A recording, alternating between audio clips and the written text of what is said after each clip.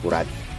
Mga kababayan, kamakailan ay nag-file ng petition si Attorney Vic Rodriguez at si Congressman Ungab dyan sa Supreme Court, at ito sa wakas, mga kababayan, ay gumagalaw na po. Pero unahin muna natin itong PhilHealth, mga kababayan, dahil ito ay malapit sa ating pangangailangan. Ang PhilHealth, mga kababayan, ay napaka-importante sa ating mga kababayan pag wala silang matatakbuhan sa oras ng ating karamdaman. Tayo po ay umaasa sa PhilHealth. E paano po kung sasabihin, maririnig natin na ang PhilHealth ay bankrupt na? Noong isang taon, mga kababayan, noong nakaraang taon, bilyon-bilyon pa lang ang budget ng PhilHealth, pero malalaman natin ngayon, bankrupt na. Paano nangyari?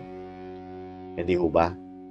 Dahil nga, mga kababayan, yung pera, kapag malaki na, kumikislap-kislap na ang kanilang mata at naghahanap na sila ng kapamaraanan kung paano nila maibubulsa. Katulad dito, mga kababayan, and this is unconstitutional. I mean, labag po ito sa batas. Labag po ito sa batas at may kalalagyan kung sino man ang makikialam at gagawa ng sarili nilang desisyon para mapakinabangan ang pera na yan. 90 billion. Alam mo ba yung 90 billion, katulad ng paulit-ulit ko sinasabi, yung 90 billion pesos, mga kababayan, ay po pwede na po yun na mag-angat ng buhay noon sa mga kababayan natin na informal settlers at mailagay sila sa dissenting tahanan. 90 billion, mga kababayan, that's a lot of money. Dahil kahit may 1 billion ka, magbilang ka, baka patay ka na, hindi ka pa nakapagbilang from 1 to 1 billion. Hindi mo pa natatapos yan. Napakalaking pera po ng 90 billion, mga kababayan. Pero, kung paglaruan nila, parang ganun-ganun na lang. Sa bagay, hindi naman sila ang naghirap niyan. Kaya, kung gagastusin nila, wala na silang pakialam. No? Naalala nyo pa ba, mga kababayan, na pinagdebatihan ng mga eksperto, political analyst, at may mga alam sa larangan na ganito, na sinasabi nila, ito ay delikado. Delikado dahil baka mapunta lang doon sa bulsa ng mga hangal ng mga politiko, mga kababayan. Naaalala nyo rin ba yung pangako ni Bongbong Marcos Jr. na huwag kayong mag-alala dahil mas gagandahan pa nila ang serbisyo ng PhilHealth? Paano mo gagandahan kung wala kang budget? Diba? Nung may budget niya, ang pangit na pamamalakad, lalo na pag walang budget. Diba? At pakinggan po natin ang kasinungalingan at pambobola ng paulit-ulit nito ni Marcos Jr. Ito po, panoorin po natin. Paalala ko lang sa inyo. Ito ang guarantee ko. Napakasimple lang ang guarantee ko. Kahit may subsidy, kahit walang subsidy, kahit anong contribution, all of these issues, hindi mababawasan ang serbisyo ng PhilHealth. Bobo! Kahit walang subsidy, kahit walang pera, kahit walang allocation, hindi mababawasan. Paanong hindi mababawasan? Diba? Kung halimbawa, mga kababayan, ang isang restaurant, masarap ang pagkain. Kompletos recados yan, mga kababayan, ang kanilang mga menu. At ang budget niyan ganito, sabihin na natin, for example, 10,000 pesos kada araw ang budget ng isang restaurant para ma-maintain ang lasa ng kanilang mga ulam, yung sarap ma-maintain. Pag binawasan mo yan, mga kababayan, pag binawasan mo, syempre, magkakaroon ng tinatawag natin na cost cutting yan. Isasakripisyo mo yung Ricardo para, dahil nagtipid ka binawasan mo yung budget. So sa tingin mo, yung 10,000 saka 5,000, parehas pa rin ang lasa nung pagkain na matitikman mo? Hindi na. Kasi magbabawas ka ng Ricardo, magko-cost cutting ka, dahil para pagkasyahin mo yung budget na yun. Katulad na sa PhilHealth, kung hindi mo ibinibigay yung pera na dapat ay nakalagak dyan, katulad nung isang taon, paano po gagalaw yan? Paano mo mamimaintain ang serbisyo kung walang pondo? Hindi ho ba? Kaya ito mga kababayan, hindi niya alam yung mga sinasabi niya ay pambubudol talaga. I don't know I don't know kung alam niya yan o sinasadya na yan o talagang wala siyang alam. Tuloy natin. Hindi mababawasan ang bayad ng PhilHealth sa insurance claim. In fact, baliktad. Padadamihin pa namin ang serbisyong ibibigay ng PhilHealth. Kinangina. Palakpakan natin ang mga buwakan ng ilang yan. Binawasan mo ng budget, tapos pagagandahin mo. Magic. No, kompleto nga ang budget, hindi nyo mapaganda-ganda yan. Tapos babawasan mo, tapos sasabihin mo, mas gaganda pa nung binawasan mo. Is that magic? Pararamihin, palalakihin pa namin ang pagbayad sa insurance claims. So, I would like to just assure everybody, huwag niyong inaalala na mababawasan ang serbisyo kahit na kanino. Para sa senior, para sa mga hirap, para sa middle class, walang mababawasan kahit isang kusing. Quite the opposite. Dadagdagan natin yan in 2025, mas dadami pa ang magiging serbisyo na ibinibigay ng PhilHealth, mas lalaki pa ang magiging payment na ibibigay sa insurance claim. Kaya huwag po kayong mag-aalala, walang mawawala sa serbisyo ng PhilHealth. Mas pinapaganda pa nga namin ang pagpatakbo ng PhilHealth para mas marami pang maibibigay sa taong bayan. Ang sarap kurutin. Wag na po tayo magpaligoy-ligoy pa. Arya. Your Honors, is being plowed back into the reserve fund. Yes, but later I will show you the report of COA, which shows that PhilHealth is bankrupt. Teka diha. Narinig nyo yun? PhilHealth is bankrupt. Hindi po tayo ang nagsasabi niyan, mga kababayan. Korte Suprema po yan. Itong nagsasalita po, mga kababayan, ay yan si Justice Amy Javier. Hindi ako nagkakamali. Justice po yan. Korte Suprema, mga kababayan nagsasabi. Ulitin natin. Baka mamaya, ayaw nyo maniwala. Kasi kanina po, mga kababayan, nagkaroon ng oral arguments dyan sa Korte Suprema regarding po dito sa PhilHealth at regarding po doon sa BICAM Committee Report. Okay? So, ito po. Panoorin po natin para hindi po tayo ito. Your Honors, is being plowed back into the reserve fund. Yes, but later I will show you the report of COA, which shows that PhilHealth is bankrupt, actually. I don't know if you're aware of that. You ought to be aware. If you are, Your Honor. And COA... Ang COA tuloy. Ang PhilHealth ay bankrupt at itong kausap niya na lalaki, he is supposed to be aware na bankrupt ang PhilHealth. Pero parang in denial pa rin talaga sila. Parang may, siguro, magikero naman ako Magagawa natin ng paraan niya.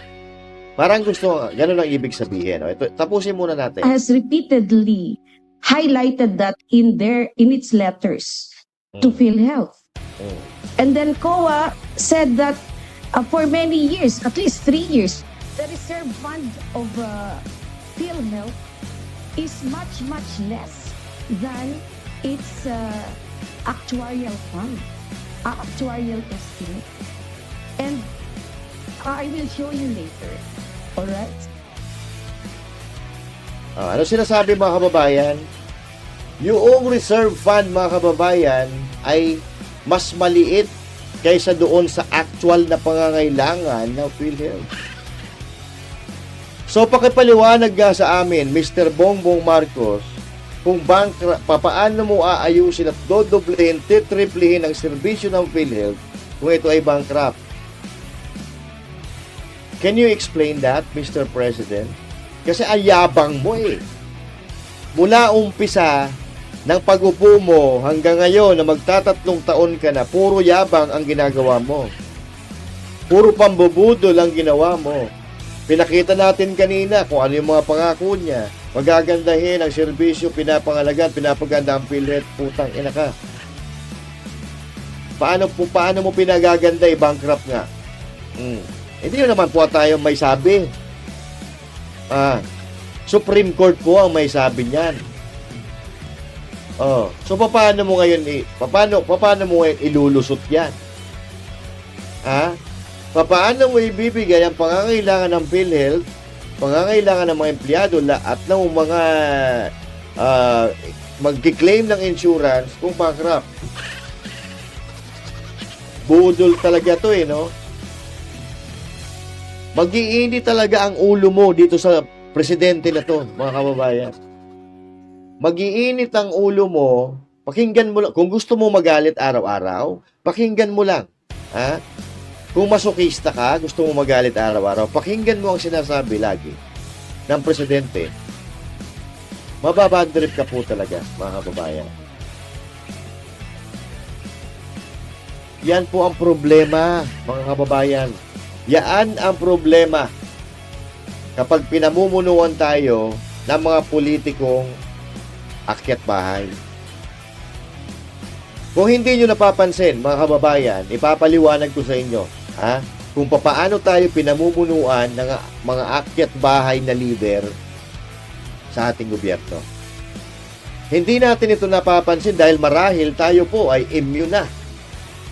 Immune na doon, sanay na tayo sa mga pinagagawa ng politiko sa ating bayan.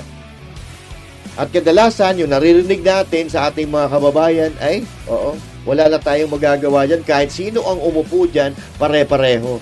Kumbaga, nawawala na po sila ng pag-asa. Well, nagkakamali po sila. Nagkakamali po sila kung nawawalan sila ng pag-asa. Nagkakamali sila dahil minsan nagkaroon tayo ng isang presidenteng matino. Pinaglaban ang mga Pilipino, pinaglaban tayo sa mga papang-aping banyaga at mapang-aping makapangyarihan na personalidad, even na politiko dito sa ating bansa. Yun ay si former President Rodrigo Roa Duterte, mga kababayan. Ito ang patunay na pag matino ang namumuno, pag matino ang leader, may mararating ang isang bansa. 'Di ba? May narating tayo eh. Huwag na tayong magpaka-plastic, may narating tayo noong sa panahon ni President Duterte. Hindi man perfect yung Duterte administration, pero at least may nakita tayong produkto ng kanilang pagtatrabaho, produkto ng budget ng gobyerno. 'Di ba? Not until na magpalit ng administrasyon at nabaliwala ang lahat na magagandang nangyari sa ating bansa noong panahon ni Pangulong Duterte. Nawala yung infrastructure, nawala yung katahimikan at higit sa lahat, nawala yung paggalang ng mga politiko sa batas ng Pilipinas. At hindi lang pala yung paggalang.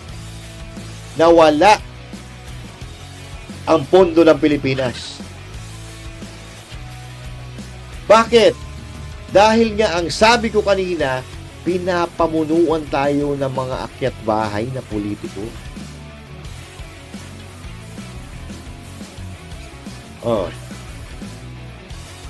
Yung mga akyat bahay na politiko, mga kababayan, ninanakawan tayo ang wala tayong alam sa pamamagitan ng pasikretong paglalagak nila ng kaban or pera ng ating bayan kung saan-saang ahensya na madali nilang mananakaw. Diba? Yung PhilHealth, saan po nila nilagay? Kung saan-saan nila nilagay. Maharlika Investment Fund, magkano? Billions of pesos po ang nandun. Pero hindi natin alam kung saan na napunta.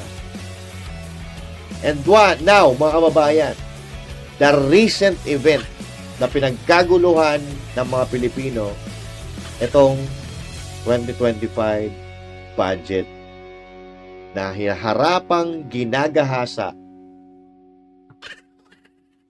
nitong mga nakaupo ngayon. Hindi naman lahat, no? At buti na lang, mayroong nakapansin doon sa katarantaduhan na kanilang ginagawa. Kaya ayun, umakyat sa Korte Suprema at tayo ay naghihintay ng hatol at ang sabi ko nga kanina, sila ay gumagalaw na. Kung walang Congressman Ungab, kung walang Duterte na nagsiwalat ng nakita nila at nasilip nilang katiwalian, malamang sila ay nagtatawanan dahil tiba-tiba sila sa pera na kanilang mananakit. Di ba yan po ang gawain ng mga akyat bahay? Di ba? Yan po ang gawain ng mga literal na akyat bahay. Aakyatin nila ang bahay mo, papasukin ang sapilitan, pag nanakawan ka, pagkatapos makuha ang mga ari-arian mo, minsan kumakain pa sila dyan sa lamesa mo, igagapos kayo, kumakain sila, habang kumakain sila, nakagapos ka, pagkatapos kumain, gagahasain pa yung anak mo, habang ikaw ay nanonood, habang sila ay nagtatawanan. Ganyan po ang nangyayari. Ganyan po ang nangyayari sa pangungurap ng mga politiko sa ating bayan. Pinagnanakawan tayo, ginagahasa tayo, ginagahasa ang pera ng bayan at pinagtatawanan tayo, papayag pa ho tayo, no? Diba? Yan po ang kwentong akyat bahay style na leader ng Pilipinas. Ganyan po ang ginagawa ng mga politikong kurap. Pinagnanakawan tayo, mga kababayan. Remember, trillions of pesos, mga kababayan, ang nawawala sa atin. Trillions, hindi lang po million yan. Trillions of pesos ang napupunta sa bulsa ng mga kurap na politiko. Kaya hindi umaasenso ang ating bansa dahil sa mga akyat bahay style o leader ng gobyerno na meron po tayo. Diba? At yung 90 billion, 500 billion, that's a lot of money and that's a lot of improvement supposedly na mangyayari sa ating bansa. Pero bakit po? Bakit po walang nangyayari sa ating bansa? Diba? 90 billion. Pwede na magdugtong yan ng mga kalsada sa buong Pilipinas, pagdugtong-dugtungin ang Pilipinas sa pamamagitan ng kalsada at tulay. At alam nyo ba, itong pinagbentahan ng gold reserves na 129 billion ay kaya nang alisin lahat ng squatter sa buong Pilipinas at ipagpatayo sila ng disente nilang tahanan? Diba? Alam nyo bang yung 500 billion na ayuda budget na yan, mga kababayan, sa AKAP, ay pwede nang makapagpatayo ng mga negosyo, factory, para magkaroon ng trabaho yung ating mga kababayan na kapuspalad na hirap sa buhay. Yung mga inalis mo sa squatters, yung mga informal settlers, pwede mong pagtrabahuhin yan doon sa factory na itatayo mo gamit ang pera ng bayan. Ang dami ng pera ng bansang Pilipinas, mga kababayan. Kaya tayong pakainin ng pera ng taong bayan sa loob ng isang taon. Diba? Kung ganun din naman pala ang gagawin nila, mga kababayan, walang infrastructure, wala kung anumang project na ginagawa, di sana pinakain na lang nila tayo araw-araw. Napakinabangan pa natin yung buwis na binibitawan natin buwan-buwan. Diba? Sa dami ng pera ng Pilipinas, marami po ang nagtataka kung bakit ang Pilipinas ay hindi umaasenso. Kahit mga taga Malaysia, Indonesia, Taiwan, Vietnam. Dahil sila nag-aral sa atin, alam nila na mayaman tayo, pero bakit tayo nagkakaganito? Nauungusan nila lagi tayo, mga babae. At sa wakas, gumagalaw na po ang Korte Suprema. At ang gusto natin dito, may managot, may masampulan, para hindi na pamarisan na mga susunod na maglilingkod sa ating bayan. Ito po, mga kababayan. Pinagpapaliwanag na po sila. Hinihingan sila ng komento ng Korte Suprema regarding dito sa petisyon. Ha? At kung may ginagawa sila na kalokohan, kahit gaanong paliwanag at komento nila, mahuhuli yan at mahuhuli, mga kababayan. Dahil walang kasinungalingan na hindi po nalalagtan. At ito na, Korte Suprema, ibalita mo.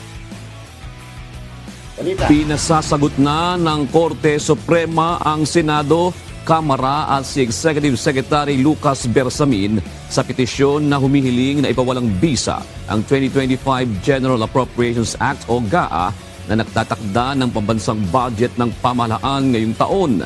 Binigyan ng 10 araw ng mga respondent para sagutin ang mga isyung inilatag sa petisyon na dating Executive Secretary Victor Rodriguez, Davao City 3rd District Representative Isidro Ungab at iba pang mga petitioner. Layo ng petisyon na ideklarang invalid ang national budget dahil sa mga issue ng paglabag sa saligang batas kaugnay ng pagkakapasa nito. Teka diha. So ngayon, mga kababayan, pinagpapaliwanag na po sila. Ibig sabihin, umaandar na po ang proseso. Gumugulong na po ang hustisya at tingnan natin kung ano ang magiging resulta nitong pag-iimbestiga na ito, ng petisyon na ito, mga kababayan. Dahil ako, nakakasiguro tayo, sa sobrang dami ba naman ng mga nagsalitang eksperto, nakakasiguro tayo na may anomalya po talaga na nangyayari dito. Aantayin po natin kung sino talaga, ako curious ako, kung sino ang nag-fill in the blank, mga kababayan. Kung sino ang nanggahasa sa pera ng taong bayan. Ako curious ako at gusto kong malaman. Kahit pitik lang sa tenga, okay na sa akin. Pag malaman lang natin kung sino po ang bumabalahura sa kaba ng ating bayan. Diba? So yan po ang istorya, mga kababayan. Abangan po natin kung ano ang magiging komento o paliwanag kila Bersamin, ng Senado, ng Kongreso. Antayin po natin yan, mga kababayan. At sana sa pagkakataong ito, magtugma-tugma na po sila. Kasi magkakaiba po sila ng sinasabi. Pero ulitin natin, kahit pare-paras pa ang sinasabi nyo, pag nasilipan kayo at nakita na may katiwalaan na nangyayari dito sa perang ito, magdasal-dasal na kayo dahil matitikman nyo ang galit ng sambayanang Pilipino. So yan po, mga kababayan, ang kwentong akyat bahay. At sana huwag tayong papayag na paulit-ulit tayong akyatin ng mga politikong akyat bahay na mga gahaman sa kapangyarihan at dusta, matakaw sa pera. Wala silang kabusugan, mga kababayan. Mayroon tayong konting perang naiipon. Tayo po ay kontento na. Pero sila billions of pesos na ang kanilang mga nakakukuha. Hindi pa po sila tumitigil. Kaya hindi rin tayo titigil sa pagpuna. At hindi rin tayo titigil hanggang tayo nabubuhay sa pagpuna doon sa mga paulit-ulit na gumagahasa sa ating bayan, gumagahasa sa ating lipunan, at nagpapakasasa doon sa pera na pinaghihirapan nating mamamayan. Mga kababayan, tayo ay sabay-sabay na magsalita, tayo ay sabay-sabay na magingay para marinig tayo, mas lalo tayong dumami, at para maipanalo natin ang laban na ito, para mawala ang mga korap na politiko dito sa Pilipinas, kung hindi man sa buong mundo, dahil yun lang ang kontrolado natin, mga kababayan. Pagpasok tayo ng mga matitino sa gobyerno. Ngayon, kung magkakaroon man ng midterm election, magpasok tayo ng matitino, at number 1 dyan, si Pastor Apollo C. Quiboloy, dahil nakausap namin, mga kababayan, ang magiging tagapagsalita ni Pastor Apollo C. Quiboloy kung ano ang magiging plano. Abay, napakadali lang palang pagdugtong-dugtungin ng Pilipinas, mga kababayan. Gagamitan mo lang ng common sense, gagamitan mo lang ng talino, gagamitan mo lang ng imahinasyon or sentido común para maisakatuparan yan, mga kababayan. At nagawa na po yan ni Pastor Apollo Kibuloy, yung mga kalsada, mga tulay, pinag-uugnay niya ang bawat isang miyembro ng Kingdom of Jesus Christ. At yan, makakaasa tayo na kung ano ang nararanasan na sarap ng mga miyembro ng Kingdom of Jesus Christ doon sa